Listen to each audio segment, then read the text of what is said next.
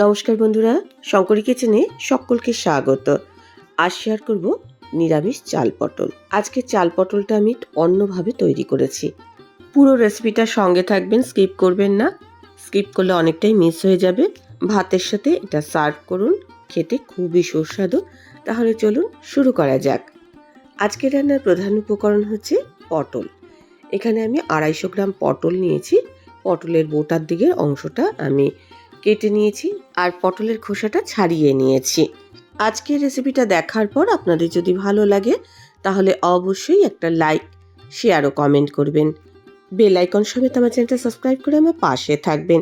Bell আইকনটা click করা থাকলে আমার যে কোনো রেসিপি বা আমি যাই আপলোড করি না কেন সবার আগে নোটিফিকেশন আপনার কাছেই পৌঁছে যাবে।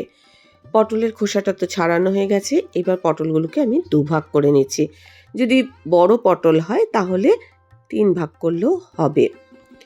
এখানে একদম কচি পটল নিয়েছি।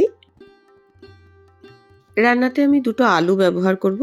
আলুটাও ডুমো ডুমো করে কেটে নেব। রান্নায় আলু ব্যবহার করলে খেতে ভালো লাগবে। এখানে আমি মাঝারি ধরনের 2টো আলু নিয়েছি, তাই আলুটাকে মোট 8 ভাগ করেছি।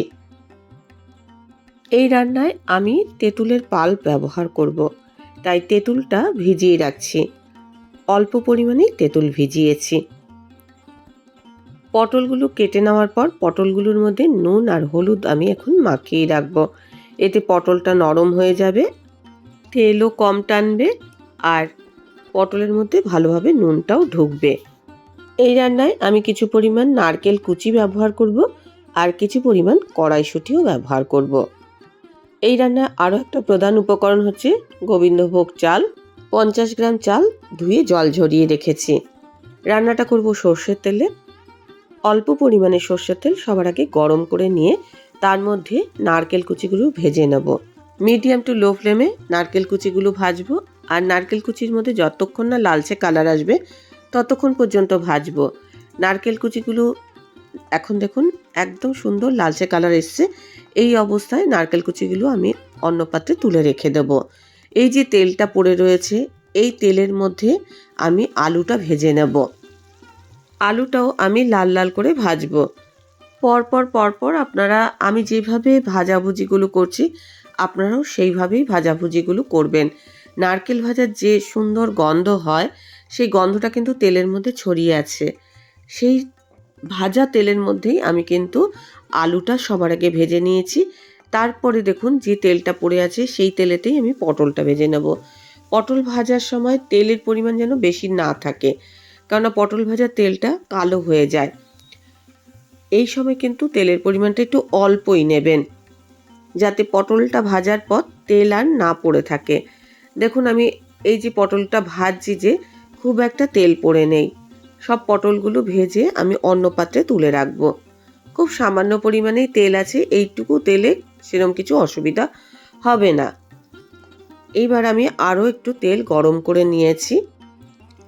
এর মধ্যে আমি একটা তেজপাতা ফোড়ন দিয়েছি, সঙ্গে দিয়েছি 1 চিমটি গোটা জিরে, সঙ্গে দিচ্ছি 1 চিমটি হিং। চালটা আমি তারপরেই অ্যাড করেছি, কোনো কারণে ক্লিপিংটা মিস হয়ে গেছে। চালটা আমি ভালো করে ভেজে নিয়েছি।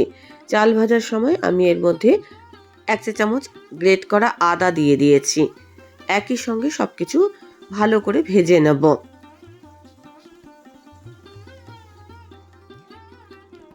এবার আমি এর মধ্যে স্বাদ মতো চিনি দিয়ে দিচ্ছি। চিনি দিয়ে চালের সাথে আমি নাড়াচাড়া করব। এতে এই যে তরকারির রঙটা সুন্দর আসবে। এছাড়া চালটা যাতে গলে না যায় সেই জন্য কিন্তু আমি আগে চিনিটা ব্যবহার করেছি। এর মধ্যে এবার দিয়ে দিচ্ছি 1/2 চা চামচ হলুদ গুঁড়ো, স্বাদ মতো নুন। গ্যাসের ফ্লেমটা এখন একদম কম করা রয়েছে, না হলে কিন্তু চালটা পুড়ে যেত। এবার দিয়ে দিচ্ছি 2 চা চামচ জিরের গুঁড়ো। লঙ্কার গুঁড়ো আমি কম এখানে ব্যবহার করেছি, 1/2 চা চামচ ব্যবহার করেছি। অল্প পরিমাণে জল দিয়ে পুরো মশলাটা চালের সাথে কষিয়ে নেব। যতক্ষণ না এই মশলাটা থেকে তেল ছাড়া ছাড়া মতো হয়ে আসবে ততক্ষণ পর্যন্ত মশলাটা আমি কষাবো। এখন দেখুন তেল ছাড়া ছাড়া মতো হয়ে এসছে। এবার আমি আলু আর পটলটা দিয়ে চালের সঙ্গে নাড়াচাড়া করব। এতে আলু আর পটলের মধ্যে মশলাটা কিন্তু ভালোভাবে ঢুকবে, আর কষাতে কষাতে আলুটাও অনেকটা কিন্তু সফট হয়ে যাবে। এবার আমি কড়াইশুঁটি দিয়ে দিচ্ছি। কড়াইশুঁটি যদি না পান সেক্ষেত্রে কড়াইশুঁটিটা স্কিপও করতে পারেন। যেহেতু বাজারে এখনও কড়াইশুঁটি পাওয়া যাচ্ছে তাই আমি এখানে কড়াইশুঁটিটা অ্যাড করেছি, খেতেও ভালো লাগবে। এবার আমি এর মধ্যে দিয়ে দেব তেঁতুলের পাল্পটা। তেঁতুলের যে দানা খোসা যা যা আছে সেগুলো আমি ছেঁকে বাদ দিয়েছি। আরও একটু জল অ্যাড করে আমি তরকারির মধ্যে দিয়ে দিলাম। জলের পরিমাণ এমনই দিতে হবে যেন এটা গা মাখা মাখা থাকে, চালটা সেদ্ধ হবে, আলুটা সেদ্ধ হবে, এইরকম। 4টে চিরা কাঁচা লঙ্কা দিয়ে দিলাম। ভালো করে ফুটে উঠেছে। একেবারে শেষে আমি নারকেল কুচিগুলো দিয়ে দিচ্ছি। আলুও সেদ্ধ হয়ে গেছে। নারকেল কুচিগুলো একেবারে শেষের দিকে আমি অ্যাড করেছি। 1/2 চা চামচ গরম মশলার গুঁড়ো আর 1 চা চামচ ঘি দিলাম। এটা যেহেতু ছোট চামচ তাই আমি দুবার অ্যাড করেছি ঘিটা। এখন গ্যাসের ফ্লেমটা আমি অফ করে দেবো আর ভালো করে মিশিয়ে নেব। চাল পটল একেবারে রেডি। স্বাদটা একটু টক ঝাল মিষ্টি হবে, খেতে খুবই সুস্বাদু। চালটা যেন ভেঙে না যায় এরকমভাবে নামাতে হবে। ঘি গরম মশলার গন্ধটা যাতে খুব ভালোভাবে তরকারির মধ্যে ঢুকে যায় সেজন্য আমি 5-10 মিনিট স্ট্যান্ডিং টাইম দিয়ে তারপরে আমি সার্ভ করেছি। এই চাল পটল ভাতের সাথে আপনারা সার্ভ করুন, খেতে খুবই সুস্বাদু, একটু অন্যরকম। রেসিপিটা ভালো লাগলে অবশ্যই একটা লাইক দেবেন, প্রচুর প্রচুর শেয়ার করবেন। আমার চ্যানেলটা ভালো লাগলে অবশ্যই সাবস্ক্রাইব করে আমার পাশে থাকবেন। আজকের রেসিপি এই পর্যন্ত। দেখা হবে নতুন কোনো রেসিপি নিয়ে নতুন কোনো এপিসোডে। এতক্ষণ আমার সঙ্গে থাকার জন্য অনেক অনেক ধন্যবাদ।